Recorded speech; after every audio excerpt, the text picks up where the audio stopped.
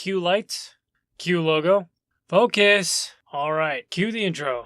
Game Waltz. Game Waltz. Game Waltz.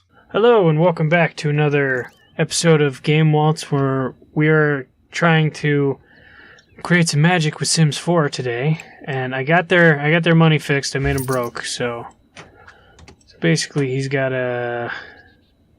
What do you got? You know what I'm gonna do with him? Oh wait, hold on. I was about to go meet her. I don't have them set up as friends yet, but I needed to go make that magic happen. So my first thing I gotta do is make sure that him and this Tiffany person are best friends. So, and I don't really have too much as far as like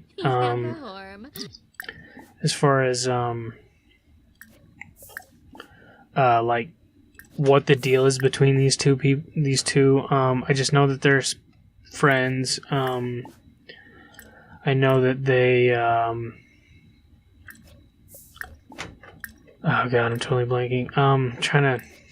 I designed this comic like months and months ago, and I'm just like I'm grasping at straws trying to remember.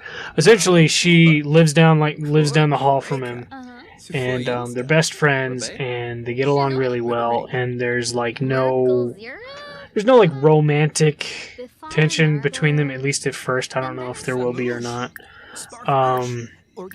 But I'm open to it. I'm open to the concept, but I'm kind of leaning away from that, at least in the beginning of the story.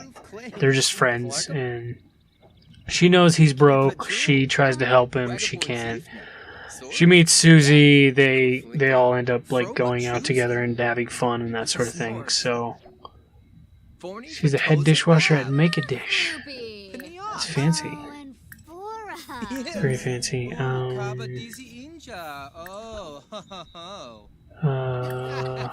they friends?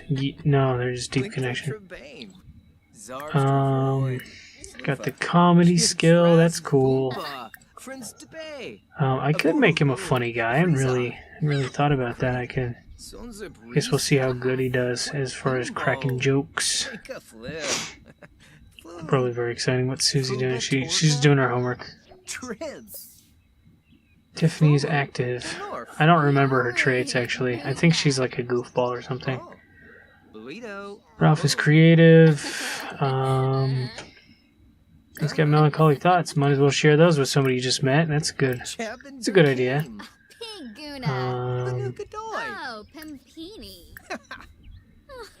And yeah, at least in the beginning part of the playthrough I'm doing here, I'm gonna avoid doing any of the like the romantic stuff. I'm probably not gonna do any of this. At least for now. We'll see how the story evolves. That's.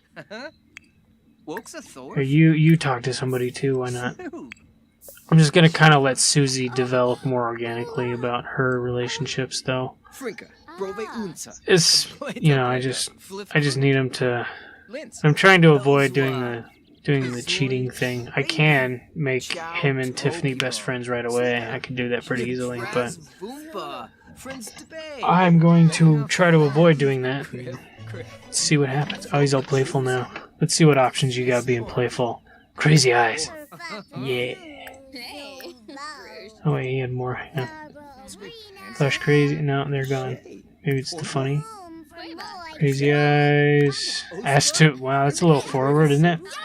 I mean, that would make my life a little easier, but nah. Alright, so Molly's active. Is that Molly? Molly Freeman, yep. She's a character in my Keep Right story. And she's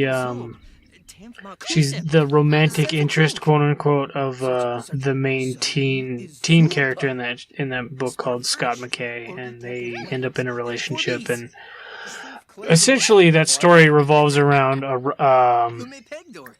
the writer Rick Harding, and his boss kicks him out of the big city because he God, I'm just totally blank. I'm totally whiffing this. Trying to do two things at once is actually kind of hard. Essentially, what happens is Rick Harding ends up getting dumped, essentially.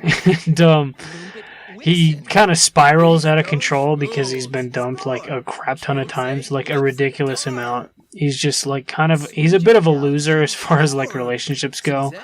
I mean, he's pretty selfish and, I think she's leaving. Or she's going inside, I don't know. Who's that? Hello? I think she's probably busy. Do you have like... Oh. I'm just gonna introduce myself to people. So anyway, what happens is Rick gets dumped by his girlfriend in the city for another woman. And, bye, Tiffany. Sure, she's out to do something fun. Susie can meet adults, right? That's totally a thing. Greet me, neighbor. Greet me, neighbor. So his boss sends Rick out to Angel Falls, which is like this little town, like upstate of the big city. Which is, called New Heaven is what I call it. It's pretty New Heaven is essentially my fictionalized version of New York, and basically Angel Falls is like upstate New York, I guess. And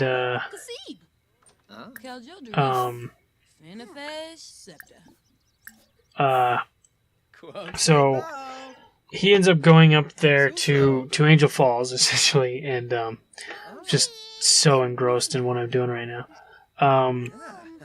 And he ends up he's going up there to basically, his boss is like, you go up here to relax and you stop, being so self-destructive, because he's just drinking constantly and trying to destroy his life and stuff. And what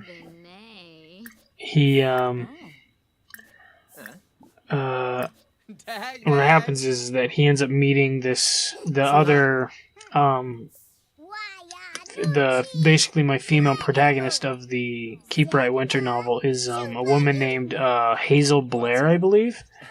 And her deal is that she is deeply afflicted with different mental illnesses. I'm gonna let these guys just kind of do their thing. I just want them to meet more people, and I'm just gonna. There we go. Oh, Tiffany became good friends with Ralph. That's awesome. And she's leaving. She is afflicted by many mental illnesses, and her therapist ends up moving out to Angel Falls because she had to move her practice for some mysterious reason. So what Hazel does is she decides to follow her therapist to Angel Falls as well. And the two of them end up meeting, and they meet and they date because it's a romance novel, So their relationship kind of goes the course of the whole novel, essentially. And I know I was talking about Keep Bright, but I don't remember specifically like why I was. I was talking about and then how Scott McKay, the teenager, the story ends up in the picture is that Rick's adopted.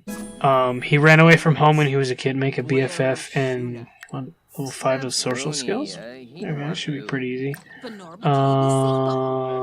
Hip hop, and then just talk about school.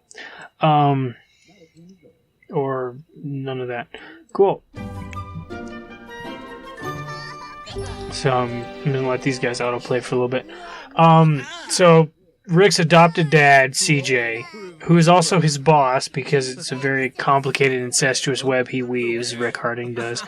CJ basically discovers that his biological son Rick but his biological son Scott, is being heavily bullied at college where he goes to school at, because Scott McKay is really smart. He graduated out of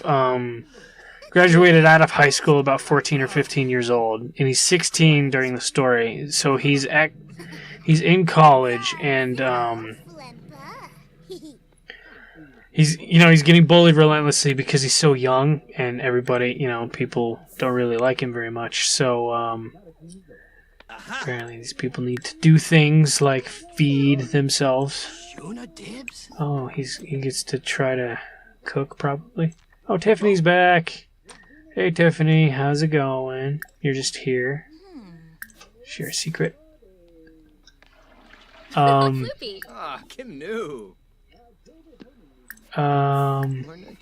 then basically orders Rick to let Scott move in with him, even though he's just staying down in Angel Falls temporarily, like a couple months or something. But he basically orders Rick to take Scott in and let him stay with him, even for however long, just to kind of give him a break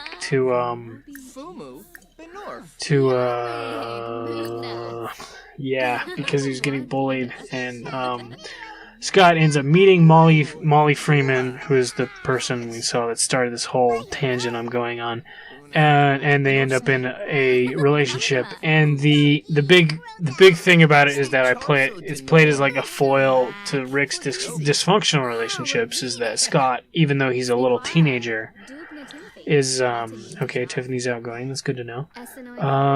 He really wants. I'm just gonna try it. We'll just see what happens. Probably not gonna.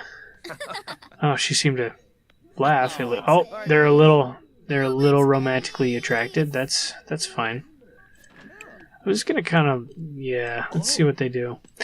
Holy cow, the time. Okay, so next time on the next episode of Game Waltz, maybe we'll actually focus on the game instead of just talking about my novels. So be sure to subscribe if you don't want to miss it, and we'll see what these crazy kids end up doing, because it's like day one or whatever.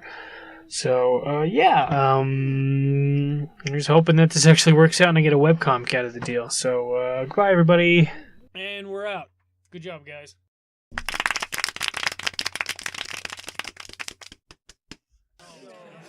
Super proud of that one. Oh, I hope they like it. Think we'll get any subscribers? Where's my yogurt? I just had it.